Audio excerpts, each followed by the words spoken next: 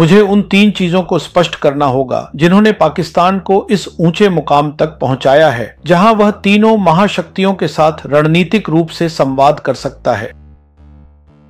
तो ये 3 चीजें हैं पाकिस्तान की भौगोलिक स्थिति।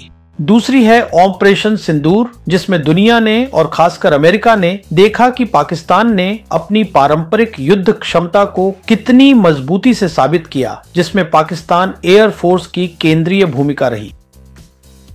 और तीसरी है पाकिस्तान के समय की कसौटी पर खरी उतरी मजबूत चीन के साथ संबंध, जो वैश्विक भू राजनीति के उतार चढ़ाव के बावजूद अडिग रहे हैं।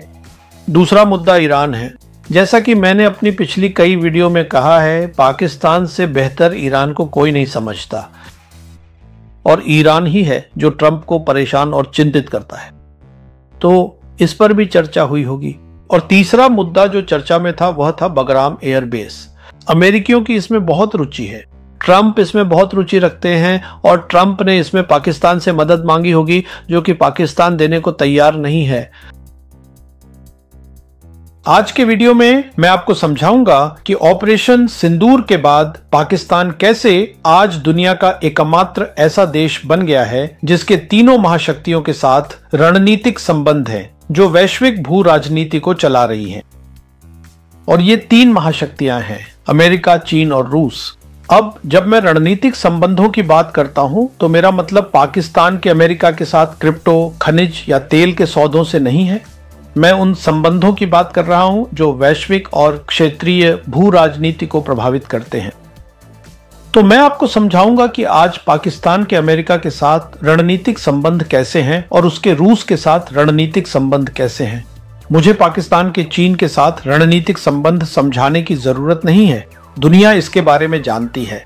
और अंत में मैं यह भी बताऊंगा कि तीनों महाशक्तियों के साथ रणनीतिक संबंध होने की इस असाधारण स्थिति में रहने के बदले में पाकिस्तान को क्या मिलता है। लेकिन इससे पहले कि मैं यह सब करूं, मुझे उन 3 चीजों को स्पष्ट करना होगा जिन्होंने पाकिस्तान को इस ऊंचे मुकाम तक पहुंचाया है जहां वह तीनों महाशक्तियों के साथ रणनीतिक रूप से संवाद कर सकता है। तो ये 3 चीजें हैं पाकिस्तान की भौगोलिक स्थिति। दूसरी है ऑपरेशन सिंदूर, जिसमें दुनिया ने और खासकर अमेरिका ने देखा कि पाकिस्तान ने अपनी पारंपरिक युद्ध क्षमता को कितनी मजबूती से साबित किया, जिसमें पाकिस्तान एयर फोर्स की केंद्रीय भूमिका रही। और तीसरी है पाकिस्तान के समय की कसौटी पर खरी उतरी मजबूत चीन के साथ संबंध, जो वैश्विक भू राजनीति के उतार चढ़ाव के बावजूद अडिग रहे हैं।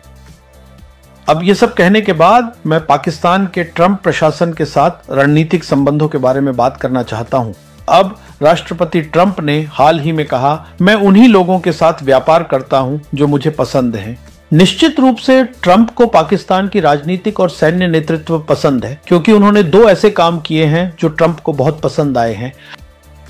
पहली बात यह है कि सार्वजनिक रूप से पाकिस्तान के नेतृत्व ने कहा है कि पाकिस्तान वायुसेना ने भारतीय वायुसेना के 7 जेट लड़ाकू विमान मार गिराए और भारतीय पक्ष से कोई खंडन नहीं आया, जिससे यह संकेत मिलता है कि 4 दिन की लड़ाई ऑपरेशन सिंदूर एक तीव्र युद्ध था। और फिर पाकिस्तान ने भारत और पाकिस्तान के बीच युद्ध विराम का श्रेय राष्ट्रपति ट्रंप को दिया है। अब जब आप राष्ट्रपति ट्रंप के नजरिए से चीजों को देखते हैं तो भारत और पाकिस्तान 2 परमाणु हथियार संपन्न देशों के बीच एक तीव्र युद्ध हुआ था और वे वहां युद्ध विराम लाने में सफल रहे। अब जहां तक ट्रंप का सवाल है, उनकी दूसरी अवधि में जितनी भी प्राथमिकताएं हैं उनमें सबसे ऊपर यह है कि वे खुद को शांति काल के राष्ट्रपति के रूप में देखना चाहते हैं। इसी वजह से उन्होंने कम से कम 35 बार और हाल ही में संयुक्त राष्ट्र में अपने भाषण में एक बार फिर 7 युद्धों को समाप्त करने की बात की। बिल्कुल, इसमें सबसे महत्वपूर्ण था भारत पाकिस्तान युद्ध, जिसके लिए पाकिस्तान ने श्रेय दिया है, लेकिन भारत ने राष्ट्रपति ट्रंप को श्रेय नहीं दिया है। उन्होंने पाकिस्तान सेना प्रमुख फील्ड मार्शल आसिफ मुनीर को 18 जून को व्हाइट हाउस में दोपहर के भोजन के लिए आमंत्रित किया था। उनमें से एक बात जो उन्होंने मुनीर के साथ चर्चा की होगी वह है पाकिस्तान सेना की विस्तारित भूमिका, उसकी पारंपरिक क्षमताएं मध्य पूर्व में, ताकि मध्य पूर्व को स्थिर किया जा सके। यही वह चीज है, यही ट्रंप चाहते हैं। अब इस बात के प्रमाण हैं कि जो आकलन मैंने दिया था वह सच साबित हुआ है। लेकिन इससे पहले कि मैं वह प्रमाण दूं और उसके बारे में बात करूं, दो और मुद्दे हैं जिनका अपडेट देना जरूरी है। मुझे वह करने दीजिए। हम जानते हैं कि पाकिस्तान और सऊदी अरब ने 17 सितंबर को यह महत्वपूर्ण रणनीतिक आपसी रक्षा समझौता किया है। अब जो हमें पता चला है वह यह है कि चीन, सऊदी अरब और पाकिस्तान पहली बार अपने संयुक्त अभ्यास वॉरियर 9 में भाग लेंगे, जिसका अर्थ है कि चीन पूरी तरह से सहमत है। चीन उतना ही खुश है जितना ट्रंप खुश है। पाकिस्तान सेना की मध्य पूर्व में विस्तारित सैन्य भूमिका पारंपरिक सैन्य भूमिका के साथ। और दूसरी जानकारी यह है कि जैसा कि मैंने अपनी पिछली वीडियो में कहा था, सऊदी अरब ने पाकिस्तान के साथ समझौता करने के बाद ईरान को सूचित किया था और ईरान इस समझौते से खुश था। अब 24 सितंबर को संयुक्त राष्ट्र में ईरान के राष्ट्रपति ने यह महत्वपूर्ण बात कही।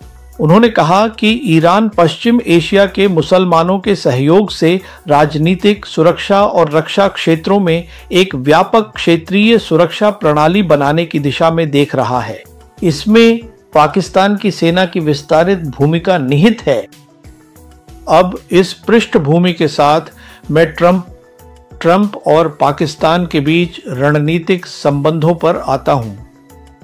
अब 23 सितंबर को ट्रंप ने संयुक्त राष्ट्र के सत्र के दौरान 8 इस्लामी और अरब देशों के साथ एक बहुत ही महत्वपूर्ण बैठक की, जिसे ट्रंप ने अपनी 23 बैठकों में सबसे महत्वपूर्ण बताया। और इसमें उन्होंने गाजा के लिए अपनी 21 बिंदुओं वाली शांति योजना पर चर्चा की, क्योंकि जैसा कि हर कोई जानता है कि मध्य पूर्व में ट्रंप शांति चाहते हैं, लेकिन दुर्भाग्यवश इजराइल ही है जो मध्य पूर्व में अमेरिका की विदेश नीति चलाता है।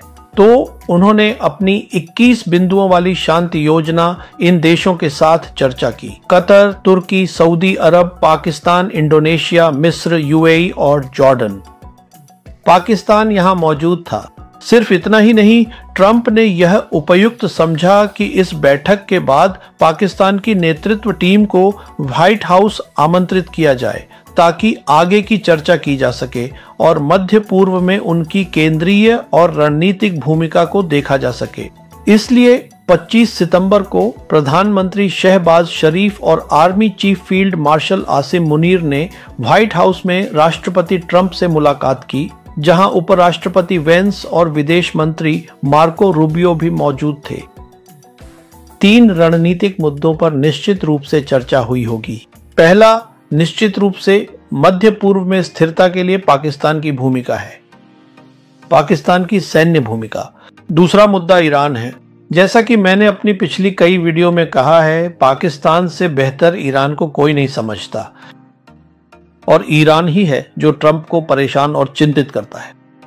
तो इस पर भी चर्चा हुई होगी। और तीसरा मुद्दा जो चर्चा में था वह था बगराम एयरबेस। अमेरिकियों की इसमें बहुत रुचि है, ट्रंप इसमें बहुत रुचि रखते हैं और ट्रंप ने इसमें पाकिस्तान से मदद मांगी होगी, जो कि पाकिस्तान देने को तैयार नहीं है।